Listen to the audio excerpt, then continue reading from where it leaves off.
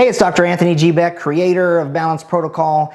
And so many people want to know more about what makes them different than everybody else and the method that I use when it comes to testing, right? So the thing is I am famous about my Q square M square principle, or qualify, quantify, measure, monitor, and my context cubed statement where we talk about context, context, context, and you being a category of one. All right, so if you heard me in other videos, you'll hear me talk in that vernacular quite a bit. Well, the thing is those are absolutely pertinent to every situation, particularly if you're trying to resolve a chronic disease, prevent disease, or reach higher levels of performance. The point is you need to know more about you. And the way that we do that is through various assessments. Now, yes, we can analyze and go through the patient's unique story. We can utilize questionnaires and things like that, but we need objective data, not just subjective statements made by the patient or the individual or interpreted, by the clinician. We want objective data, repeatable laboratory assessments. That opens up a can of worms to a whole bunch of different things, because most people say, well, my doc tested my thyroid, or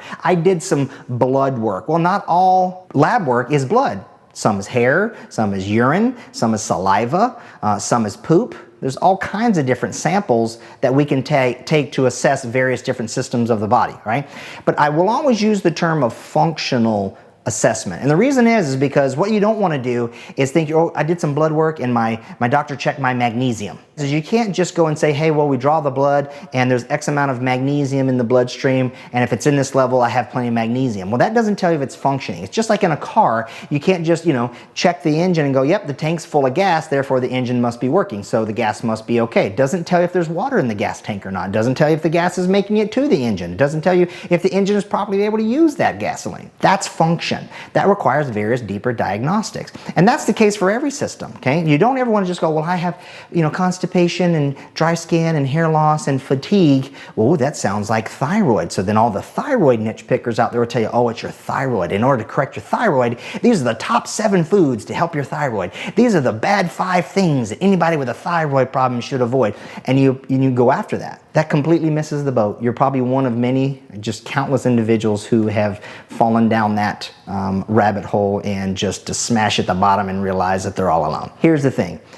In order to do proper assessment of functional behavior of the body, it depends upon your story. It depends upon the context of other systems working together, and you can't just look at one system. You can't just do a comprehensive digestive stool analysis because everything supposedly begins and ends with the gut. So we're going to do a gut test or a SIBO test and see if you got small intestinal bacteria overgrowth, and that's the reason why you have, all these problems with your hair falling out and fatigue and whatever, because of course the gut niche picker is going to tell you that it's all about gut.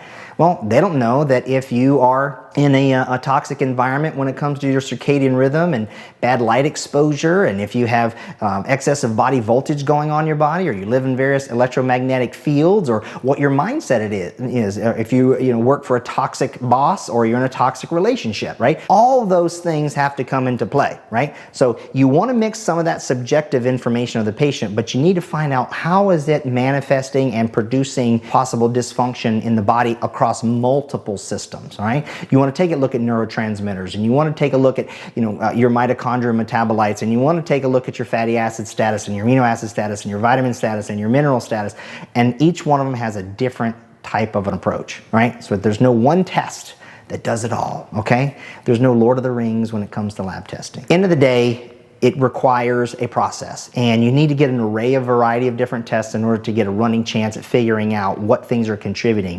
And it really makes all the difference in the world when you understand from a functional standpoint. But then the correction needs to also be monitored when you apply your strategies and interventions, and do follow-up tests to make sure that you're moving the molecules correctly. That's my message to you when it comes to tests and stuff like that. You'll see people use the term test, don't guess, but then you'll presuppose that the test that they're telling you is the one to use, is what you need to do.